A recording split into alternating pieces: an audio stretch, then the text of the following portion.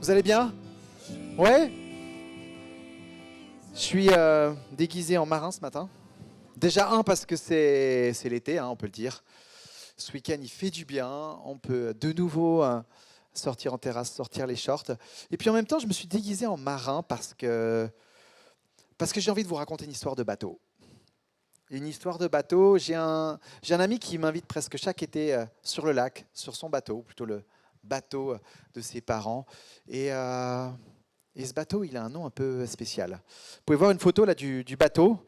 C'est cool quand même d'avoir un ami qui a un bateau. Surtout quand on a des chaleurs comme on a eu l'été dernier, où tu as envie juste d'être nulle part d'autre que sur le lac. Et ce bateau, on va voir comment il s'appelle. Comment il s'appelle? Maranatha. Vous avez déjà entendu ce mot? Non? Il y en a jamais?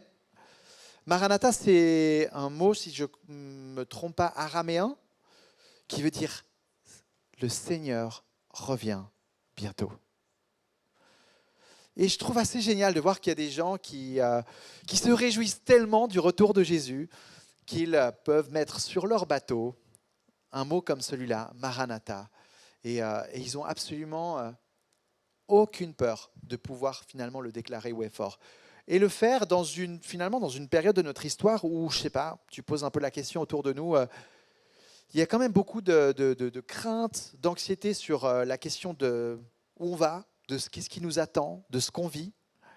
Et en fait, même si tu vas plonger dans un passage, comme nous l'a dit Ruben, comme celui de Marc 13, tu vas lire les paroles de Jésus sur ce qui nous attend. Et je ne sais pas si tu te réjouis énormément. En fait, il y a des mots quand même assez impressionnants et on va regarder ça ensemble.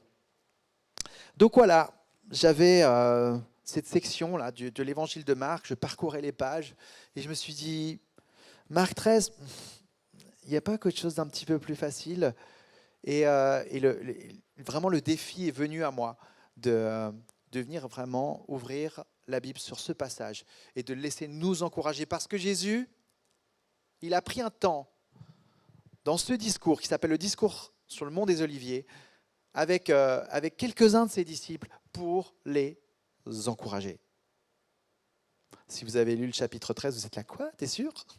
Oui, pour les encourager. Il a pris son core team, ce noyau-là de 4 amis. Et voilà comment il commence. On va lire les premiers versets pour plonger un petit peu dans cette ambiance. Jésus sort du temple. Donc, contexte, on est à Jérusalem. Jésus voit la fin approcher. La passion est en vue et avec la croix. Et puis en même temps, là, c'est le moment où Jésus il a encore envie de dire des choses importantes qu'il a sur le cœur. Et ce discours, il en fait partie. Donc lorsque Jésus sortit du temple, un de ses disciples lui dit « Maître, regarde, quelle pierre et quelle construction !» Jésus lui répondit « Vois-tu ces grandes constructions ? Il ne restera pas pierre sur pierre, tout sera détruit. » Génial. Puis il s'assit sur le mont des Oliviers, en face du temple. Pierre, Jacques, Jean et André lui posèrent en privé cette question. « Dis-nous quand cela arrivera-t-il et à quel signe reconnaîtra-t-on que tous ces événements vont s'accomplir ?» Donc là, c'est le début, quoi. On entre dans ce passage. Et ce que j'ai encore envie de vous dire par rapport à ce passage, c'est qu'il est aussi pas très clair. Si tu l'as lu et que tu t'es senti un petit peu perdu, c'est vrai, il y a des bouts où tout d'un coup ça parle du temple, il y a des bouts où ça parle de cette période entre les deux venues de Jésus, et on ne sait pas trop quand on est dans quelle partie en fait. C'est pas comme si c'était super bien divisé. Puis il y a des moments où on parle de retour de Jésus à la fin des temps, et après on reparle du temple, enfin bref. Donc voilà, pas très clair, et puis en même temps... comme je disais avant, c'est un passage qui est pas facile à lire. Tu te réjouis comme ça, pas énormément. Tu n'as pas tellement envie de mettre Maranatha sur ton bateau, en fait. Tu entends parler de guerre, tu entends parler de tremblements de terre, d'autres épisodes affreux que je ne vais même pas lire aujourd'hui. Mais en gros, il y a un petit côté flippant. Et tu hésites peut-être, du coup, à passer trop de temps sur ce passage. Et, et moi, je vais un peu passer d'un bout aussi à l'autre. Je me suis amusé, hein. C'est vraiment une petite cuisine, ce message. Et là, maintenant, je vais vous emmener tout à la fin du chapitre 13, parce que je trouve que là, Jésus nous raconte une histoire comme un peu une sorte de parabole, comme il aime bien les faire, pour un peu résumer en fait ce qu'il voulait dire. Donc on va lire ces quelques versets, 34 à 37. Cela se passera comme pour un homme qui part en voyage. Il laisse sa maison, remet l'autorité à ses serviteurs, indique à chacun son travail et ordonne au portier de rester éveillé. Restez donc vigilants, car vous ne savez pas quand viendra le maître de la maison. Le soir, au milieu de la nuit, ou au chant du coq, ou le matin. Qu'il ne vous trouve pas endormis quand il arrivera tout d'un coup. Ce que je vous dis, je le dis à tous. Restez vigilants.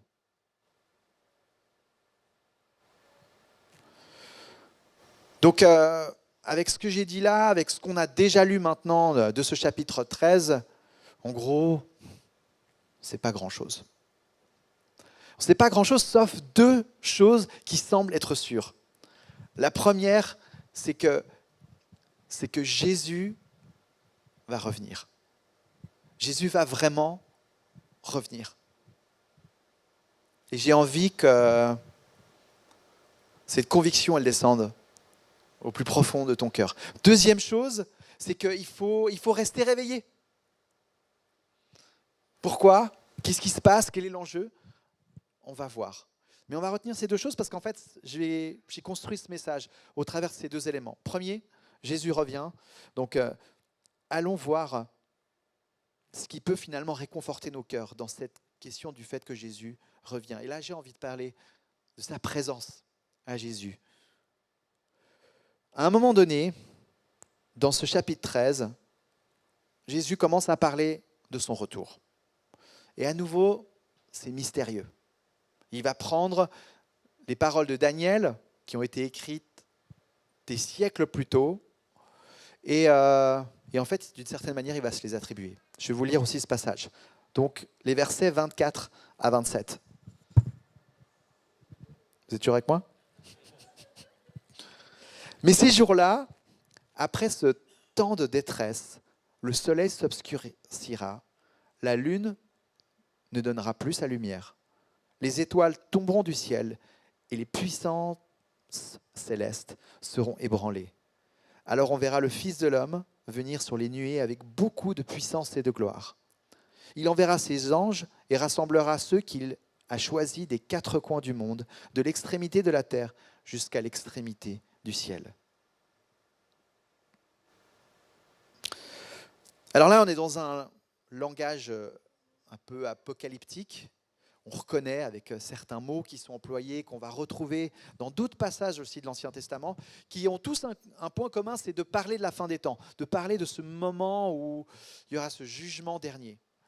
On a les astres qui sont impliqués, les étoiles qui tombent, la lune et le soleil qui s'éteignent. C'est un petit peu ce tableau-là qui nous est peint. Et c'est vrai que c'est un tableau qui est un petit peu effrayant. Mais il y a un autre terme là-dedans qui doit retenir notre attention et qui n'est peut-être pas forcément inconnu à ceux qui aiment bien étudier les termes et voir quels sont un peu leurs échos au travers du reste de la Bible. Et ce terme, c'est celui de la nuée. Et il est dit que le Fils de l'homme, donc le Messie, auquel Jésus, lui, s'identifie, il va revenir sur les nuées. Et ce mot nuée, on le retrouve lui aussi dans la Bible. Il y a différents moments, je pense notamment à ce peuple d'Israël qui a quitté l'Égypte et qui marche dans le désert. Et il est guidé, ce peuple, il est guidé avec quoi ? Vous dormez tous ? La nuée. Et la nuée, c'est cette présence localisée de Dieu. En hébreu, on appelle la Shekinah. Vous avez peut-être déjà entendu ce mot. Et il y a d'autres passages qu'on peut retrouver comme ça dans la Bible où on a cette nuée qui est identifiée. Et donc ce qu'on apprend là, c'est que le Messie, Jésus, lorsqu'il reviendra, il reviendra sur les nuées. Autrement dit, lorsqu'il reviendra, c'est la présence de Dieu qui va envahir la terre. Et là, tout d'un coup, ça commence un peu à se réchauffer dans nos cœurs, non ? Là, tout d'un coup, on a un petit peu d'espoir qui commence à revenir. Et quand je parle de cette présence de Dieu, là, nouveau, je fais un petit peu des sauts de nouveau, j'ai envie de parler de la Genèse. Parce qu'au moment, là, au commencement, quand Dieu créa toutes choses, dans ce jardin d'Éden, sa présence, elle est là. Sa présence, c'est celle qui met de l'ordre. Elle sépare la lumière des ténèbres. Elle sépare la terre des eaux. Et elle crée l'homme et la femme.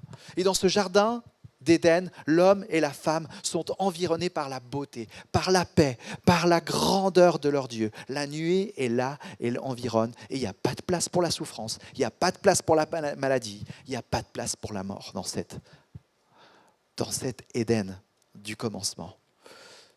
Et il y a ce fameux mais, il y a ce fameux moment où Adam et Ève ont envie de faire un peu comme ils veulent eux. Et qu'est-ce qui se passe ? La présence se retire. Et l'être humain se retrouve dans un monde où tout devient tordu, corrompu, où la maladie prend place, la souffrance, la mort. Je fais un peu vite parce qu'on connaît un peu l'histoire de l'humanité. On se retrouve à la fin des temps. Et là, qu'est-ce qui se passe donc ? La nuit revient. La présence de Dieu fait son retour et vient rétablir toute chose. Et là, je vais maintenant dans l'Apocalypse. Qu'est-ce qu'on peut lire, notamment dans ce chapitre 21 qui vient peindre un peu le tableau de ce qui se passe à la toute fin et dont on peut vraiment s'émerveiller. Au verset 5 du chapitre 21 de l'Apocalypse, on peut lire « Celui qui était assis sur le trône dit, voici que je fais toutes choses nouvelles. » C'est là où je voulais vous emmener. C'est vous dire que le retour de Jésus, la présence de Dieu est appelée à restaurer toutes choses. Et ça réjouit nos cœurs. Dans la présence de Dieu, il n'y a pas de place pour la maladie, il n'y a pas de place pour la souffrance, il n'y a pas de place pour la mort. Et dans sa présence, tu sais quoi ? On ne peut pas s'endormir. Et c'était quoi le deuxième élément dont Jésus nous parlait ? Restez vigilants, restez réveillés, ne vous endormez pas. Et c'est intéressant de voir comme le fait que sa présence, la certitude qu'il va revenir avec sa présence, finalement nous reste réveillés. Et d'une certaine manière, Jésus, il a commencé déjà à nous offrir le cadeau de sa présence. On est dans cette période de l'entre-deux. Et le Saint-Esprit est là, il nous environne. Peut-être que tout n'est pas parfait. Mais tu vois, quand on a un temps de louange, comme tout à l'heure, on est tous là dans la présence de Dieu à chanter. Il y a déjà des choses qui se passent. Ruben nous a parlé de la conférence cette semaine. Moi, j'ai eu même 2 jours encore de plus, parce qu'on s'est retrouvés avec tous les pasteurs du mouvement. J'ai passé 4 jours dans la présence de Dieu. 4 jours où Dieu a de la place pour finalement restaurer, renouveler tellement de choses. Et tu sais ce qui s'est passé vendredi matin ? On n'était pas à la session avec la petite dizaine de Genevois qu'on était. On n'était pas à la session comme on aurait dû l'être bien sagement. On était dans un champ, un peu plus loin à côté, en train de prier. Pourquoi ? Parce qu'on était bouleversés. On avait déjà eu notre dose. Et en parlant de notre rêve pour l'Église, en parlant et en partageant ce qui nous tient tellement à cœur, de cet espoir, de cette présence de Dieu qui renouvelle toutes choses, on s'est dit, allez, on va faire un tour. Et on s'est retrouvés là, dans un champ, à prier ensemble, à prier pour toi et moi, à prier pour notre Église, à prier pour l'appel que Dieu il a sur notre région, à prier pour le week-end des 25 ans dans une semaine. Enfin bref, dans la présence de Dieu, on ne peut pas rester indifférent. Dans la présence de Dieu, il vient réveiller sur nos cœurs, des choses parfois qui dorment. Et c'est mon deuxième point, j'ai envie de parler de ce deuxième élément. On ne sait pas quand Jésus revient, mais il nous dit « Restez réveillés, soyez vigilants ». Mais c'est quoi l'enjeu ? L'enjeu, je vais te l'expliquer en faisant une comparaison avec celui du temple. Parce que le temple, il est très présent dans ce passage, dans ce chapitre 13. Et le temple, lui, et tout son système de l'époque, il s'est endormi. Autrement dit, le but du temple qui était de pouvoir être un lieu où la présence de Dieu se trouve et où les gens peuvent rencontrer Dieu, il était devenu corrompu. Jésus, on voit cet épisode où il renverse les tables, il est fâché, il est furieux. Et puis au début de ce chapitre 13, on entend un des disciples qui dit « Oh, elles sont belles ces pierres, elles sont énormes, elles sont massives ». Puis Jésus dit « Ouais, mais elles ont beau être énormes, massives, elles ne vont pas tenir ». Ce temple, d'une certaine manière, il n'avait plus lieu d'être. Il était devenu une sorte de symbole pour éblouir les nations, pour en mettre plein la vue. Hérode, il avait fait encore, à cette époque-là du 1er siècle, des changements et des constructions pour le rendre encore plus central, encore plus important au niveau politique, au niveau économique. Mais ce n'était plus le but du départ. Jérusalem, ce n'était pas une ville et son temple, mais Jérusalem, c'était devenu le temple et une ville. Tout le système du temple représentait un quart de la ville de Jérusalem. Et là, Jésus, dans ce passage, c'est vrai, il prend un moment pour décrire ce qui va se passer. Et ça s'est passé. L'épisode de la destruction du temple, elle a eu lieu en l'an 70 de notre ère. Donc quelques dizaines d'années plus tard. Et ça a été un moment tragique, c'est vrai. Et là, les mots qui sont employés dans le texte, chapitre 13, décrivent l'horreur de ce qui s'est passé et de ce qui a été vécu. Le temple et tout son système s'étaient endormis. C'est intéressant de voir qu'en fait, il n'a jamais été reconstruit, ce temple. Et qu'il intervient à peu près au même moment où Jésus vient et vient dire que c'est lui, la présence de Dieu. Et c'est pour ça que depuis 2000 ans, on n'a plus besoin d'un temple, mais on a la présence de Dieu qui est en libre accès. À partir du moment où tu fermes les yeux, tu fermes la porte de ta chambre, tu peux t'offrir un moment dans la présence de Dieu parce que Jésus a ouvert le chemin, il a ouvert la porte. Et c'est dans cette présence-là qu'on commence à être renouvelé et à être restauré. Et c'est dans cette présence-là qu'on ne peut pas s'endormir.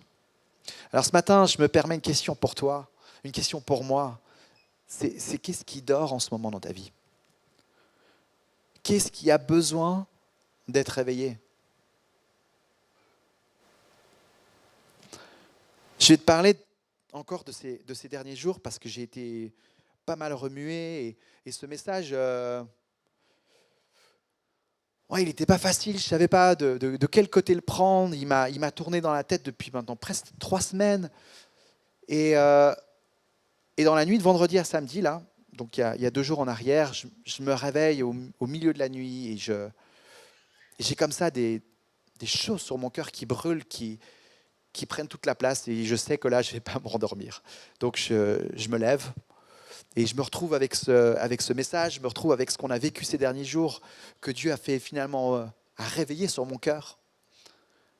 Et je me dis, mais là, il faut que j'écrive ce que tu es en train de mettre sur mon cœur. Et je fais le lien en fait avec 3 choses dont j'ai envie de parler, qui, j'en suis convaincu, ne sont pas appelées à dormir dans nos vies. La première, c'est notre façon de parler du royaume de Dieu et de l'Église. Et ça a été un moment fort, justement, dans cette nuit, du vendredi à samedi. C'est que j'ai senti que Dieu il m'emmenait dans des discussions avec des gens où les gens me demandent « Ah, qu'est-ce que tu fais dans la vie ?» Et où je commence à parler de l'Église. Et la question venait « Mais comment est-ce que je parle de mon Église ?» Ou alors, j'imaginais certains d'entre vous revenir de votre de votre week-end de Pentecôte la semaine prochaine. Puis les gens qui disent « Ah, qu'est-ce que tu as fait à Pentecôte ?»« Ah, moi j'étais à Europa Park, moi j'étais là, moi j'étais là. » Ben, moi j'étais avec mon église à fêter les 25 ans. Ah ouais? Et comment tu parles de ton église? Et j'ai réalisé qu'en moi, il y a quelque chose qui a parfois tendance à s'endormir, à se réendormir. Et donc, j'ai commencé à noter des phrases à propos de ce que c'est l'Église. Tu veux les entendre?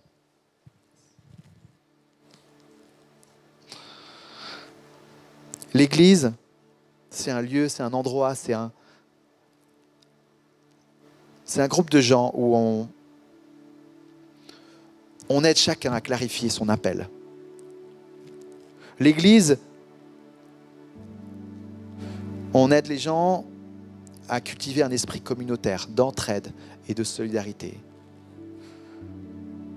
À l'Église, on aide des gens à entrer, des jeunes même, à entrer dans la vie avec des valeurs puissantes. L'Église,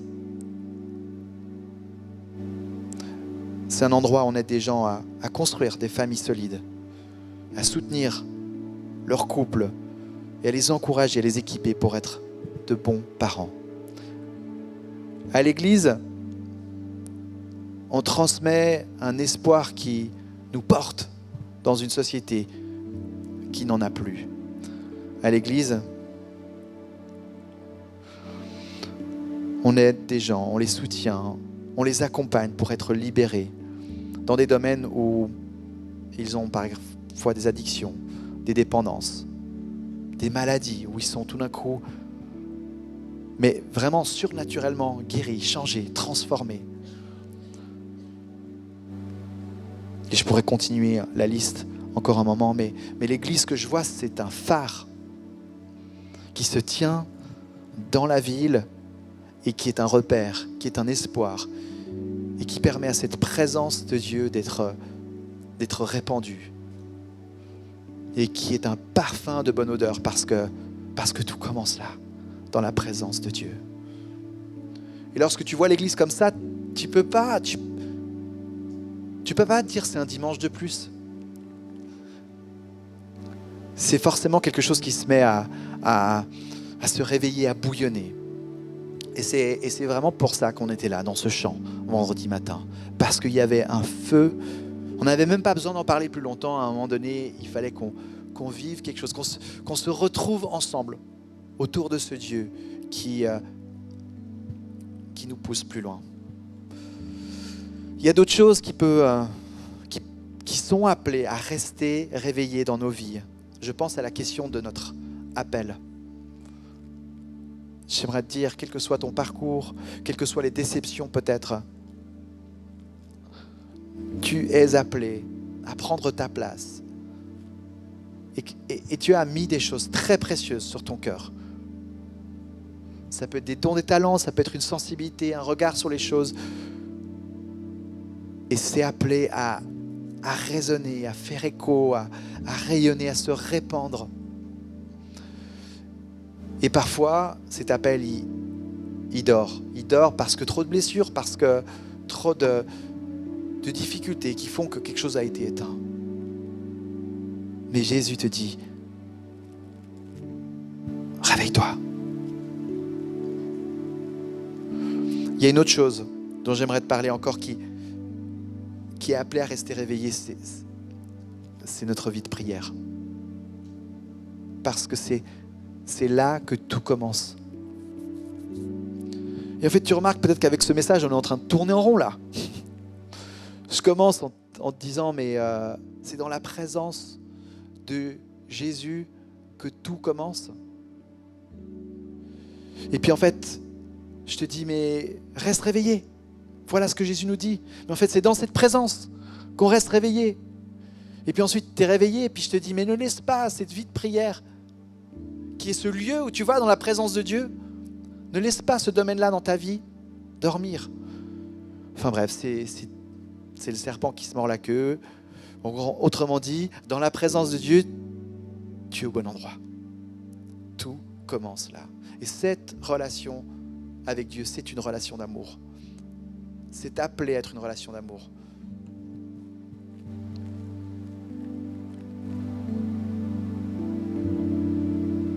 Ta vie de prière ne sera alimentée que si ton cœur est touché. Et je suis convaincu que lorsque tu fais la place, lorsque tu te présentes dans sa présence, ton cœur est touché. Laisse-toi toucher. Laisse-toi toucher, laisse-le te réveiller dans ta vie de prière, dans la question de l'appel, de la suite de ton parcours de vie, du prochain chapitre. Laisse-le te réveiller sur la façon dont tu parles, du royaume de Dieu, de ce qui nous attend autour de toi. Laisse-toi toucher sur le rêve que Dieu a mis ton cœur pour l'Église. Ne laisse pas ces choses dormir.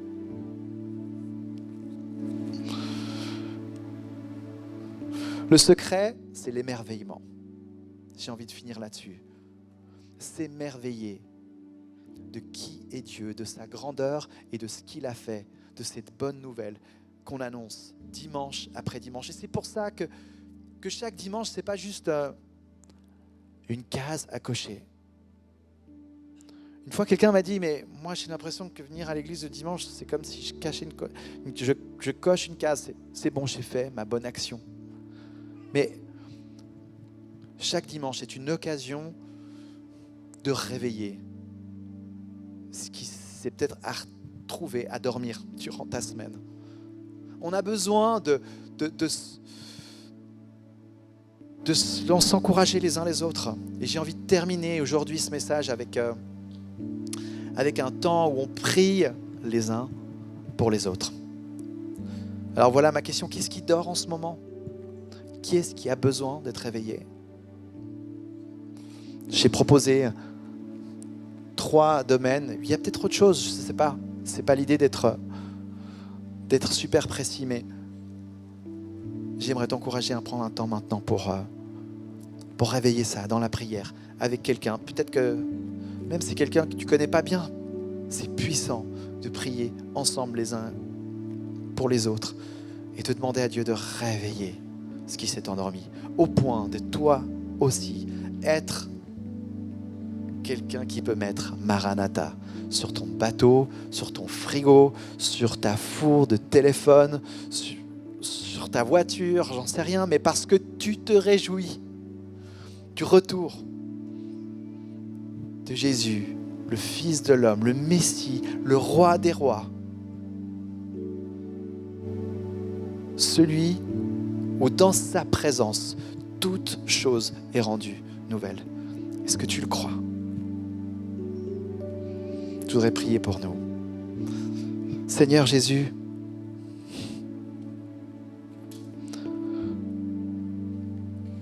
quand on entend parler de ta présence, on n'a envie de rien d'autre. Alors on peut dire oui, un jour dans ta présence vaut mieux que 1000 ailleurs. J'aimerais vraiment te demander de toucher ceux pour qui c'est sec dans le cœur en ce moment, qui n'ont peut-être encore jamais goûté de cette manière ou plus goûté depuis longtemps à cette source d'eau vive que tu es et que tu représentes pour notre âme. Viens Saint-Esprit, révèle-toi, déverse-toi. Je crois que tout commence là.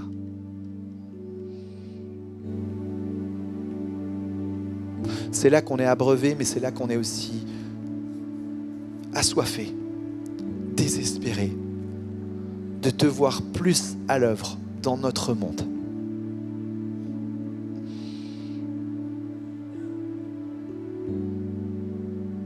Jésus, peut-être que si on ne se réjouit pas tant que ça de ton retour, c'est parce qu'on ne s'en rend peut-être même pas compte à quel point l'injustice et la souffrance prend tant de place et est tellement insupportable aujourd'hui dans notre monde.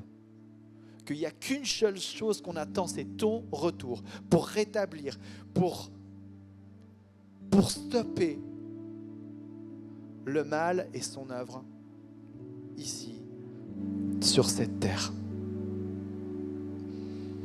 Alors oui, Seigneur, viens réveiller ce qui est appelé à être réveillé sur notre rôle, sur notre relation à toi et sur le moyen que tu as choisi de partager ce message, à savoir l'Église. Réveille-nous. Amen.